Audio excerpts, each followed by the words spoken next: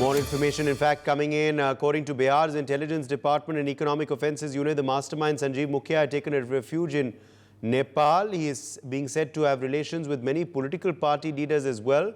He too had some political ambitions. As per the information we're getting, his wife had contested the Hilsa elections in 2020 on a LJP ticket. He apparently had come in contact with the Solver gang as well while working in a courier company.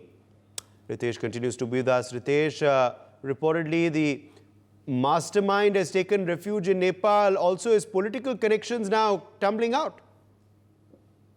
अब बिल्कुल देखिए, सबसे पहले ITV network ने ही बताया था कि इसके क्या कुछ पॉलिटिकल कनेक्शन हो सकते हैं। और देखिए कि एक कोरियर कंपनी में काम करता था, लेकिन इतना शातिर था कि उसने कोरियर कंपनी से पेपर लीक का ही पूरा जो ताना बाना है उसने तैयार कर दिया। और कोरियर कंपनी में काम करने का उसे ये फायदा हुआ कि जो भी पेपर डिस्पैच होते हैं वो कोरियर कंपनी के थ्रू ही होते हैं, और वहां उसने अपनी सेंध लगाई। अब जो जानकारी मिल रही है कि वो भागकर नेपाल चला गया है, और ये भी जानकारी है कि कई सारे जो सफेदपोश जो उसके मित्र हैं वो उसकी मदद कर रहे हैं। इसके अलावा पुलिस में भी उसकी अच्छी खासी पैठ है, तो वो वहां पर उनकी मदद से वो नेपाल में बहुत ही आराम से ऐशो आराम से वो रह रहा है। लेकिन पुलिस उसे गिरफ्तार करने के लिए भी लगातार प्रयास कर रही है।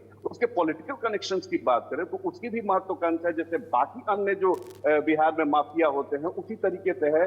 वो चाहता है कि उसके घर में भी कोई पॉलिटिशियन आए, और बाकायदा इसके लिए उसने देखी कि साल 2020 में हिंसा से अपनी पत्नी को उसने चुनाव लड़वाया था एलजेपी के टिकट पर, लेकिन उसकी पत्नी जीत नहीं सकी। लेकिन इसकी पॉलिटिकल एम्बिशंस हैं, और यही कारण है कि चाहे वो पक्ष के नेता हो विपक्ष के नेता हो, सभी लोगों से उसके काफी अच्छे संबंध है। और इन अच्छे संबंधों की वजह से आज तक संजीव मुखिया बचा हुआ है, क्योंकि 2022 में भी बिहार में बीपीएससी प्रश्न पत्र लीक हुआ था, उस मामले में भी इसका कनेक्शन उजागर हुआ था। लेकिन अभी तक अगर ये बचा हुआ है, इसकी गिरफ्तारी नहीं हुई, इस पर एक्शन नहीं हुआ, ये अग्रिम जमानत के लिए याचिका दायर कर देता है, तो जाहिर सी बात है कि जो इसके आका हैं, जो पॉलिटिक्स में है, जो पुलिस प्रशासन में है, वो इसकी मदद कर रहे हैं। और यही कारण है कि आराम से ये नेपाल जाकर बैठा हुआ है, और इसे पता है कि थोड़े दिन में ये मामला शांत हो जाएगा और फिर ये वापस आएगा। लेकिन जिस तरह से पूरा मामला सीबीआई की जांच में चला गया है, अब संजीव मुखिया की मुश्किलें कम होने की बजाय और बढ़ने वाली है। जी बिल्कुल रितेश, बहुत बहुत शुक्रिया हमारे संग जुड़ने के लिए। आगे बढ़ते हैं हम। The NEET PG entrance examination, which was scheduled to take place today, has now been postponed amidst the allegations concerning the integrity of several competitive exams in the country. The Ministry of Health on Saturday said the decision has been taken as a precautionary step to maintain the integrity of the NEET PG entrance exam. The ministry said it has decided to conduct a thorough assessment of the examination process to ensure their robustness and fairness. The ministry also said the date for the exam will be announced at the earliest. Remember, this is the second competitive exam that has been postponed after the UGC NET was cancelled. Several reactions now coming in to this big story. आप देख पा रहे होंगे कि ministry of health and family welfare की तरफ से एक प्रेस रिलीज आया है, जिसमें कि नीट पीजी 2024 का जो एग्ज़ाम था, जो कि कल होने वाला है और 8 होने वाला था, मैं बोलूँगा 8 बजे सुबह रिपोर्टिंग टाइम था, 9 से 12:30 बजे का टाइमिंग था, और वो एग्ज़ाम को पोस्टपोन कर दिया गया है। उस प्रेस रिलीज में उन्होंने मेंशन किया है कि इसकी इंटीग्रिटी को, एग्ज़ाम की इंटीग्रिटी को और सेंसिटिविटी को देखते हुए एग्ज़ाम को पोस्टपोन किया जाता है। एट द लास्ट मोमेंट 10 घंटे पहले एग्ज़ाम से एग्ज़ाम को पोस्टपोन किया जा रहा है। मतलब ये बहुत ही एक नीट यूजी के बाद एक नया स्कैम, नीट यूजी का स्कैम हुआ। इसका मतलब सरकार को ये पूरा भरोसा था कि एग्ज़ाम पेपर लीक हुआ है। ये पहले नीट यूजी का एग्ज़ाम लीक हुआ, उसके बाद भी अभी तक सरकार ये काम चल ही रही है। उसके बाद नीट पीजी, जो कि डॉक्टर्स का एग्जाम है, 2 लाख MBBS डॉक्टर्स इस एग्जाम को देने वाले हैं। नीट पीजी को इतना बड़ा एग्जाम है ये।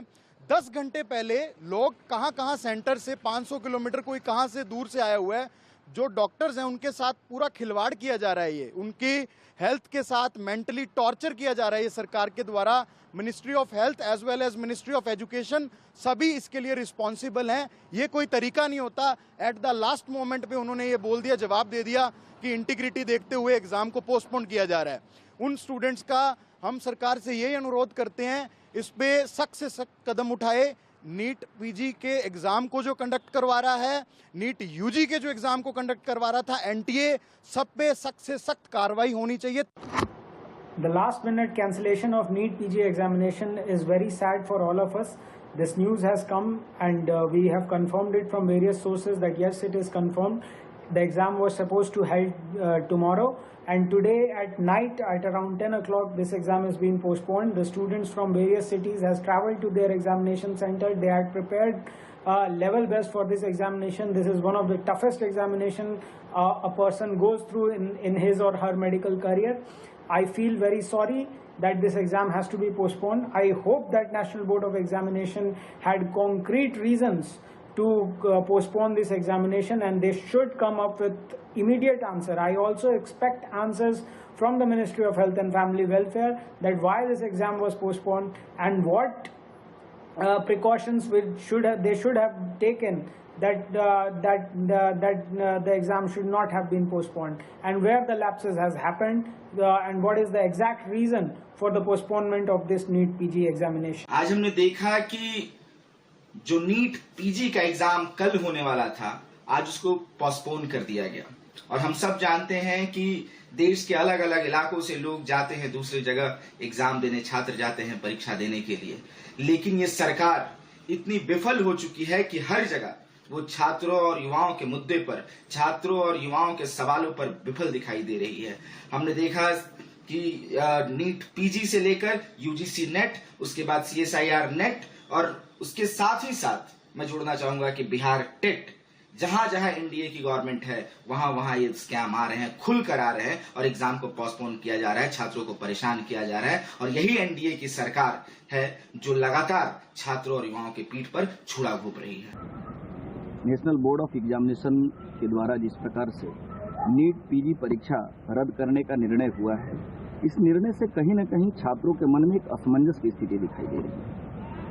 मुझे लगता है कि किसी भी प्रकार का कोई input national board of examination, Bharat की स्वास्थ्य मंत्रालय के पास यदि कोई आशंका थी तो उस आशंका को और पूरी गतिविधि को और पूरी अपनी कार्रवाई को विद्यार्थियों के सामने लाना चाहिए था। आज विद्यार्थियों के मन में सवाल ये है कि परीक्षाएं यदि रद्द हो रही है तो उसके कारण क्या है, उसको सुस्पष्ट करने की आवश्यकता है। इसलिए विद्यार्थी परिषद का मांग है भारत सरकार से, नेशनल बोर्ड ऑफ एग्जामिनेशन से, कि विद्यार्थियों को जानने का पूर्ण हक है, अधिकार है, ये ऐसे कौन से कारण और ऐसी कौन सी परिस्थिति बनी जिसके कारण से परीक्षा को रद्द किया जा रहा है। क्योंकि आज पूरे देश भर में विद्यार्थी चल करके अपने शहर से दूसरी शहरों के अंदर में परीक्षा देने के लिए आते हैं, और अचानक परीक्षा रद्द होने का निर्णय से कहीं न कहीं छात्रों का मनोबल टूटता है। इसलिए भारत की सरकार को भी इंश्योर करना पड़ेगा और नेशनल बोर्ड ऑफ एग्जामिनेशन को भी इंश्योर करना पड़ेगा कि छात्रों के मन में न कोई दुविधा हो और न किसी भी प्रकार के छात्रों के मन में परीक्षा के प्रति अविश्वास उत्पन्न हो। अभी खबर आ रही है कि नीट पीजी का जो एग्जाम कल होने वाला था वो भी पोस्टपोन कर दिया गया, यानी आगे के लिए स्थगित कर दिया गया। क्या हो रहा है? एनटीए कह दीजिए ना कि हम यह संसाधन या संस्था नहीं चला पा रहे हैं, बात खत्म हो गई। नौजवान समझ लेंगे, विद्यार्थी समझ लेंगे कि उनके ऊपर जो सरकार बैठी है उनके सुरक्षा के लिए, उनके जीवन के भविष्य के लिए बड़ी बड़ी बातें तो करती है, लेकिन कर तो कुछ पाती नहीं। For more such videos, subscribe to the NewsX YouTube channel, hit the bell icon.